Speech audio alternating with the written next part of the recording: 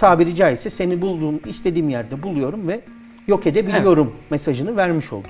Ama buradan anlaşılıyor ki düşman uyumuyor. Yani su uyur, düşman uyumaz meselesi burada geçerli. Elimizdeki cihaz çok fazla veri alışverişi yapan, cep telefonumuz gibi internete bağlanan, sürekli pil yemeyen ve renkli bir ekranı, sürekli aydınlatılmış bir ekranı olmayan bir cihaz. Hocam hoş geldiniz. Hoş bulduk. Merhabalar, çok özledik sizleri. Nasılsınız? Teşekkürler. Ben de özledim. Buralarda olmak güzel. Maşallah gündemde hiç müsaade etmiyor. Gündem evet hiç durup Çok doluyuz. nefeslenme müsaade etmiyor. Müsaade etmiyor. Ama gündem böyle oldukça biz de GZT'de anlatmaya devam edeceğiz önemli gelişmeleri ve cephe hatlarını. Hocam hemen konuya girmek istiyorum. 2 gündür Lübnan'da İsrail odaklı bazı saldırılar yaşandı. Doğru. Bunların detaylarını biz de çok sevdiği içeriklerimizde işledik ve işlemeye de devam edeceğiz. Evet. Hocam patlayan cihazlarla başlayalım istiyorum. İlk saldırıyla başlayalım, sonra ikinciyle devam edelim. İlk saldırı hakkındaki yorumunuz nedir? İlk saldırıya bakıldığında genellikle komuta kademesi, orta ve üst komuta kademesinin hedef alındığını görüyoruz. Bu ikinci saldırıda arkasından hemen gelip 24 saat içerisinde gelince buradan anlaşılan o ki bu planlı, safa safa planlanmış ve zaten hemen arkasından İsrail Genelkurmay Başkanlığı'ndan da bir açıklamalar geldi. Buralarda yeni bir safhaya geçildiğini bahsediyorlar. Demek ki bu daha önceden planlanmış uzun bir sürecin hülasası sonucunda alınmış icra edilmiş bir saldırı. Aldığımız bilgilere göre, topladığımız, gördüklerimize göre anlaşılıyor ki bu uzun sürecin içerisinde bayağı çetrefilli, detaylı planlamalar olmuş. Buradan da şunu anlayabiliriz. Karşı tarafın izlendiği, yani saldırılacak hedefin uzun zamandır izlendiği, alışkanlıklarının şu durumda, yani bu son 2 günde gördüğümüz, demek ki saldırıyı yapacak taraf bunu planlarken karşı tarafın en yoğun olarak kullandığı zamanları hesaba katmış. Bunlarla ilgili bir analizleri, bir incelemeleri yapmışlar. Buna göre de tetiği çekme diyelim. Tetiğin ne zaman çekileceğine karar verilmiş. Özellikle bu bazı elektrikli arabaların yanma, patlama, kontrolden çıkma, kaza yapma gibi durumlarında bunlar konuşuluyordu zaten. Şu anda basitçe herkesin ulaşabileceği, herkesin elinin altında olan bir cihazın bir anda bir silaha dönüştürüldüğünü, özellikle de bir suikast silahına dönüştürüldüğünü görmüş olduk. Burada yine buna istinaden şunu düşünebiliriz. 1. yılını doldurmak üzereyiz Gazze'nin ve İsrail'in 1 senedir yaptıkları ortaya konursa, düşünülürse görüyoruz ki elindeki her imkanı kullanacak. Bunu uzun zamandır hastanelerin vurulması, sivillerin vurulması, hatta çocukların bile vurulması, bebeklerin katledilmesi gibi olaylarda zaten gördük. Burada bir frenleme yok. Maalesef. Burada bir bariyer yok önüne geçebilen. Evet. İstediği kadar işte diğer ülkeler baskı yapsın, mutlaka elindeki bu imkanı kullanacaktır. Ama bu seviyede bir şeyi de şöyle düşünelim. Stratejik olarak düşündüğünüzde elinizde bir imkan var, bir kabiliyet var. Bunu son ana kadar karşı tarafa veya sizi izleyenleri göstermek istemezsiniz. Bunun hep sizde kalmasını istersiniz. Bu tip bir saldırıyı yapabilmek de böyle sadece sizde olmasını isteyeceğiniz bir imkandır. Tabii. Bunun kullanılması ise artık son ana gelindiğini, son raddeye gelindiğini ve kullanılmak zorunda olunduğunu gösterir. Lübnan tarafından çoğunluğun anlayabilmesi için aslında öyle değil ama bir cephe taarruzunun, yani topyekün bir karşı taarruzun, bir hareketlenmenin, belki roket atışlarıyla beraber Gazze'de yaşadığımız gibi bir İsrail tarafına doğru bir girme çıkmanın, manevraların olabileceğini düşündüklerini anlıyoruz. Bununla ilgili emareleri alınca topyekün bir cephe taarruzunu göze almaktansa buna düşmanın sinir sistemini paralize etmek, kullanılmaz hale getirmek, yani tamamen kolu bacağı sağlam olmasına rağmen sizinle dövüşemez hale getirmiş oluyorsunuz. Zaten literatürdeki karşılığı da budur. Karşı tarafın, düşmanın komuta kontrol mekanizmasını kesmek, bir süreliğine de olsa akamete uğratmak, gecikmeye uğratmak, bu size sahada bir avantaj sağlayacaktır. Şu anda da gördüğümüz gibi eğer Hizbullah tarafında bir karşı taarruz veya İsrail tarafına doğru yapılacak bir topyekün muharebe gibi bir durum planlanıyorsa veya bunun bir hazırlığı varsa şu anda ertelenmiş oldu. Akamete uğradı tabii. Akamete uğratılmış oldu. Aynı zamanda bütün yapı olarak düşündüğünüzde elinde elektronik cihaz tutan herkese şu anda bir mesaj gelmiş oldu. Evet. Tabiri caizse seni bulduğum, istediğim yerde buluyorum ve yok edebiliyorum mesajını vermiş oldu. Bu kesinlikle bir cevabı olacak. Hizbullah tarafından düşünürsek de bunun karşılığında kendi tabanını, kendi tarafını bir arada tutabilmek için hala güç sahibi olduğunu, hala emir komutanın kendisinde olduğunu gösterebilmek için de mutlaka bir karşılık verilecektir. Bu ikinci gün yapılan, telsizlerle yapılan ve orta ve daha alt kademedeki birliklere, yerlere yapılan bu patlatmalarında, bu icranın da karşılığının bu olduğunu düşünebiliriz. Yani bir etki yapıldı, karşılığında bir tepki bekleniyor. Tepki gerçekleşmeden önce bir önleme saldırısı diyebiliriz buna. Bu ikinci yapılana. Hocam ilk saldırının yapıldığı tarihte Mossad'ın X hesabı veya eski adıyla Twitter hesabı tam saldırı saatinde bip diye tweet attı. Biz o sırada haberleri takip ediyorduk ajansta.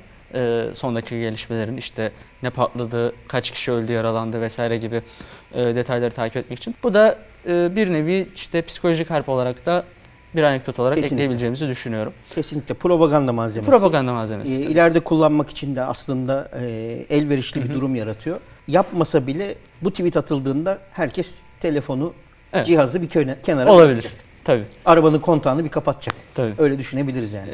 Çünkü de açık kaynaklara ilk yansıyan bilgilerde de bir bip sesinin veya bir mesajın önceden gönderildiğini, akabinde de patlamanın olduğu şeklindeydi. Bu ilk saldırıda, önceki saldırıyla başlayalım hocam. İlk saldırıda patlayan cihazlar nedir, nasıl çalışır, niçin kullanılır, kim kullanır, nasıl kullanılır, bunları sizden duyalım hocam. Bunlar daha çok 90'larda ve 2000'lerin başında kullanımda olan akıllı telefonlardan bir önceki teknoloji diyebileceğimiz basitçe kullanıcıya gönderilen mesajlarla, kısa mesajlarla gerçekleştiriliyor. Sürekli yanınızda açık bir telsiz bulundurmuş gibi düşünebilirsiniz. Bir verici ama çok sayıda alıcı var değil mi hocam? Doğru. Yani bir ağ yapısı içerisinde. Evet, alıcı vericiye ulaşamıyor ama verici mesajı alıcılara yayabiliyor. Bunu daha çok 90'larda genelde izlenilen filmlerde, batı kaynaklı filmlerde görürüz. İşte belinde bu cihazdan bir tane vardır. Bakar, ofisi aramışlar. İşte evimi aramışlar gibi. Oraya telefonla arandığında ama ulaşılamadığında işte kendisine gönderilen bir mesaj şeklinde veya bütün kullanıcılarına işte ana bir merkezden hepsine aynı anda gönderilen mesaj şeklinde düşünülebilir. Doktorlar kullanıyor bir de. Doktor filmlerinde, dizilerinde görmüştüm ben. Evet. Bir anda mesela acile çağırıyorlar. Acile çağırmak için. Gibi. Genelde de rakam kodlarıyla yapılan 1 numara şudur, 2 numara budur. Buradaki kullanımında yani Lübnan'daki kullanımında şöyle düşünebiliriz. Akıllı telefon taşımak riskli. Tabii. Tamamen baz istasyonuna bağlı ve uydu teknolojisinin de şu anda düşmanında olduğunu düşünürsek, Lübnan tarafından düşünürsek, karşıda İsrail ve arkasında Amerika bulunduğuna göre bütün bu uydu teknolojisi, iletişim teknolojisi, internet teknolojisi ellerinde. Bundan sakınmak için, kaçınmak için bu tip cihazlara dönüş. Neden diyeceğiz? Çünkü herkesin gözü şu anda internette ve akıllı telefon teknolojisinde olduğu için haberleşmeye de ihtiyaç var. Şu anda iletişim ihtiyacını sağlaması gerekiyor. O yönetimi devam ettirebilmek için, emir komutayı, komuta kontrol sistemini devam ettirebilmek için bir haberleşme sistemine ihtiyacı var. Bunu da karşılayabilmek için yapabileceği şey son teknoloji riskli ise ondan bir öncekine daha az izlenebildiğini düşünerek. Ama buradan anlaşılıyor ki düşman uyumuyor. Evet. Yani su uyur, düşman uyumaz meselesi burada geçerli. Demek ki sadece bir tarafa yönelip bütün imkanını, bütün kabiliyetini buraya kanalize etmemiş. Oraları da izlemeye devam etmiş. Buradaki o biraz önce bahsettiğin işte mesajların atılması, propaganda malzemesi olarak kullanılması, bunların da temelini şöyle düşünmemiz lazım. Gazze'nin senesine geldik. Evet. Yani 7 Ekim saldırılarının, 7 Ekim'de ortaya konanların seneyi devriyesi geldi. Ve orada artık herkesin kendilerini de kabul ettiği şekilde İsrail istihbaratının ve askeri istihbaratının büyük bir fiyaskosu. Fiyasko işte, başarısızlık durumu var. Senesi geldiğinde böyle bir eylemle diyelim, böyle bir taarruzla geçen seneki yaptığı fiyaskonun, neden olduğu fiyaskonun üstünün örtülmesi. Propaganda malzemesi olarak da 7 Ekim'den önceki o büyük, devasa, işte dünyanın her yerinde elemanları olan, Her dünyanın şeye her yerinden muktedir. haberi alan, herkesin üstünde, üstün bir istihbarat örgütü ve onun devamı olan askeri istihbaratın bölgeye hakimiyeti gibi konuları bir anda geri getirmiş oluyor. Hocam cihazla ilgili detaylara devam etmek istiyorum ben. Bu infografiyi GZT ekibimizden Şeyma hazırladı. Dijital versiyonunu da GZT Instagram hesabından Evet. takipçilerimiz görebilirler. Burada benim dikkatimi çeken iki şey vardı. Birincisi 85 gün dayanıklılık diyor. Tek şarjda 85 gün gidebiliyor. Evet. Nasıl gidebiliyor hocam? Yani 85 gün çok uzun bir süre. Yani şöyle düşünelim. Elimizdeki cihaz çok fazla veri alışverişi yapan, cep telefonumuz gibi internete bağlanan, sürekli pil yemeyen, renkli bir ekranı, sürekli aydınlatılmış bir ekranı olmayan bir cihaz. Basitleştirilmesinin sebebi de bu. Tabii ki arazide ve kullanımı esnasında fayda sağlayacaktır. 85 gün iyi bir zaman. Çok uzun bir süre. Bu genelde bunu uzun süreli tırmanış yapan dağcılarda, denizde açılan, genelde böyle dünyanın etrafını dolaşan, denizden yapılan seyahatlerde kullanıldığını görüyoruz. Uydu telefonlarıyla beraber yedeklemek için. Uydu telefonunun da kullanılmayacağı durumlarda, mesela fırtınalı zamanlarda gibi kullanılmak üzere, basit çünkü veri alışverişi de fazla olmadığı için kısa bir bağlantı süresi yetiyor. Aktarılan veri de çok büyük paketler halinde olmadığı için, büyük bir şey tutmadığı için hem zaman olarak hem de veri olarak kısa. Bu da size pil ömrünü uzatma olarak geri geliyor. Çünkü bir verici var, çok sayıda alıcı var ve Evet. karşılıklı bir alışveriş yok. Sadece vericiden giden mesaj veya dönütler var. Evet. Bir de tabii çok uzun, yani çok geniş derece sıcaklık aralıklarında da çalışabiliyor ki hani Lübnan gibi veya Orta Doğu gibi diyelim. Bölgelerde bu hani önemlidir. Gündüz çok sıcaktır ama gece de neredeyse bir Eksilere düşer. kış mevsimi gibi bir anda eksilere düşen bir Evet. hava var. O aralıkta da bu kadar basit cihazların çalışabiliyor olması etkileyici açıkçası. İmalat esnasında işte nerede kullanılacağı önemli. Tabii. Bu tip şeyler mutlaka var. Şu an kullandığımız bütün neredeyse elektroniklerin böyle kısıtlamaları var. Sıcaklık kısıtlaması, işte pil ömrü gibi durumlar var. Yani mesela işte şu an cebimdeki telefon belli sıcaklıkta bulunduğumda uyarı veriyor. Diyor ki Evet. beni bir soğut. Biraz kullanma, biraz akıllı. biraz ara ver diyor. Evet. Bir de işte takip edilme meselesinden dolayı, izlenme meselesinden dolayı bunların tercih edildiğini görüyoruz. Hocam imalat dedik. Hemen ben oraya bir referans vermek istiyorum. Sizce bu patlayıcı yerleştirme işi imalat sırasında mı yapıldı yoksa kargo sırasında bir manipüle mi yapıldı? Fikriniz nedir? Bu tip sorular herkesin kafasında mutlaka olacak. Nerede yerleştirildi, nerede içine eğer patlayıcı konduysa nerede kondu, hangi aşamada kondu? Bu tamamen insanların kafasında yeri olacak sorular. Bunlar zamanla ortaya çıkacak. Çok da imalat sürecini bilmiyoruz ama azıcık gördüğümüz kadarıyla, anladığımız kadarıyla görünüyor ki işte Tayvan'da yapılması, yapılması. Buradan bizim bir ders çıkartmamız lazım. Nerede konulduğundan ziyade bu süreç gerçekleşti. Nedir Ve ders bu hocam? patladı. Ne yapmamız lazım? Buradan çıkartmamız gereken süreç. Böyle bir cihaza ihtiyacınız varsa, illa bu cihaz değil, böyle bir şeye ihtiyacınız varsa ihtiyacınızı kendiniz karşılamanız gerekir. Elin fabrikasından, dışarıdan bir alım yaparsanız böyle sorunlarla karşılaşabilirsiniz. Özellikle de askeri meselelerde, Tabii. harekat gibi meselelerde, ekonomik meselelerde. Eğer böyle bir dışa bağımlılık süreci varsa bu size geri dönerek de gelecektir. Bunun ötesine geçmek gerekir. En azından böyle kritik konuların yurt içinde ve kendi milli imkanlarınızla yapılması. Önemli olan budur. İlla buna ihtiyacımız var, herkes kullanıyor. O zaman bunu yapmanın yoluna da başvurulması gerekir. Ama Lübnan'da bu tip bir şeyin böyle imal edilmesi gibi bir durum yok. Buradan bizim çıkaracağımız ders, başımıza gelmeden önce bizim böyle ihtiyaçlarımızı kendi karşılayabilir hale gelmemiz gerekir. Zaten savaş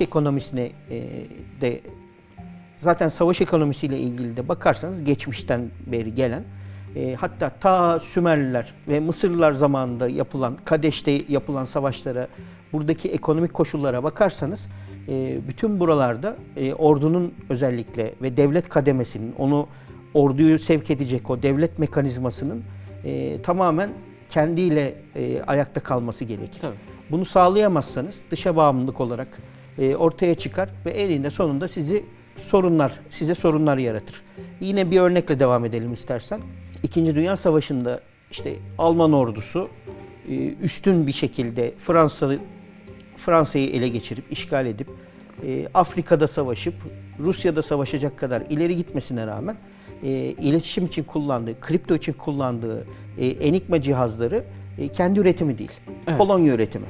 İşgalden sonra, Polonya işgalinden sonra oradan kaçıp İngiltere'ye gelen kriptocuların sayesinde ve bulunan işte sahada ele geçirilen makineler sayesinde çözüm süreci ortaya çıkıyor ve kriptonun kırılması meydana geliyor. Eğer ki makine kendinde olsaydı bunu daha geç vakitlerde ele geçirilenlerin çözümlenmesi, işte tersine mühendislik yapılması ve kriptonun kırılması şeklinde görecektik. Belki de savaşın seyrini değiştirecekti. Yine bu örnekte olduğu gibi işte Almanların Enigma'yı kullanması da bu şekilde anlaşılabilir. Buradan tabii ki çıkarttığımız ders bu ve Allah razı olsun Aselsan.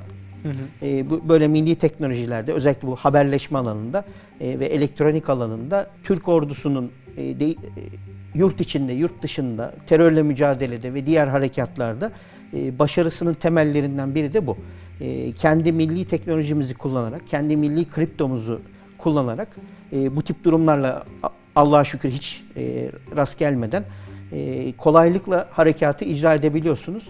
Genelkurmay'dan mevzideki son adamına kadar bütün iletişimin güvenli bir şekilde yapılması sahadaki hem askeri rahatlatıyor hem de oradaki harekatın başarılmasını, hedeflerin başarılmasını kolaylaştırıyor. Hocam o zaman muhaberesiz muharebe olmaz diyebilir miyiz? Kesinlikle muhaberecilerin en sevdiği durumdur.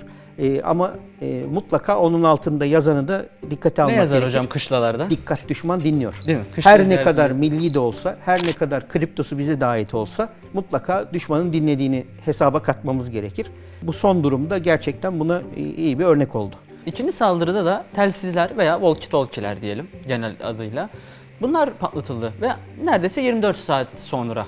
Hatta ilk saldırıda işte bazı vefat edenlerin cenaze merasimlerine denk gelen saat aralığında ikinci saldırı gerçekleşti. Evet. Peki hocam bu telsizler mesela ne üretimi, nasıl kullanılır?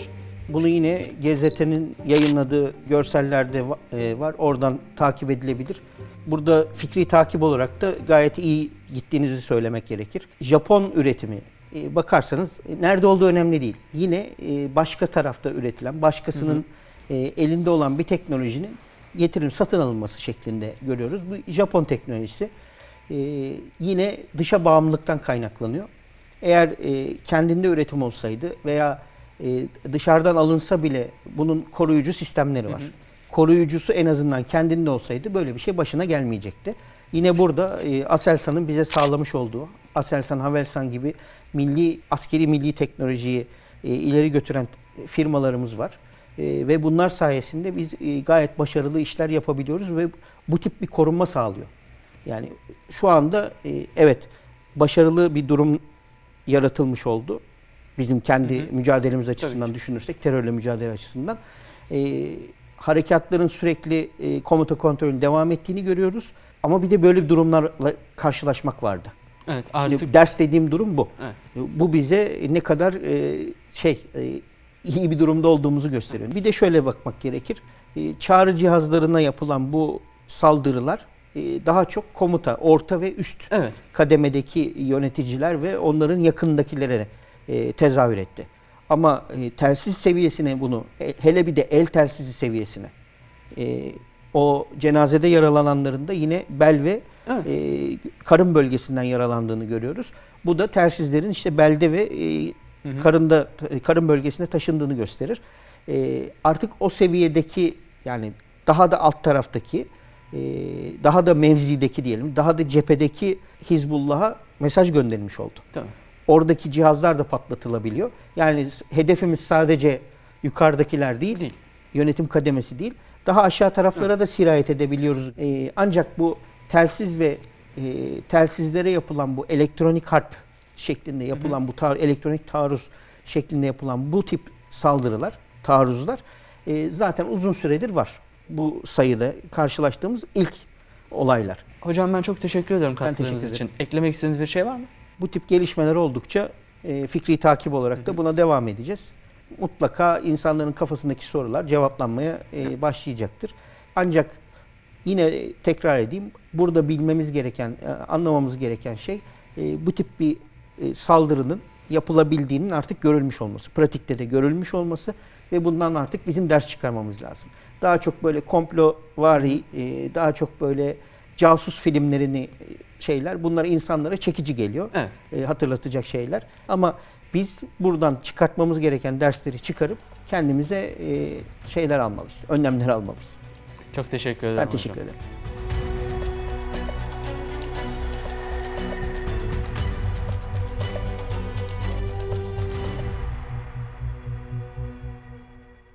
Ama buradan anlaşılıyor ki düşman uyumuyor. Yani su uyur, düşman uyumaz meselesi burada geçerli.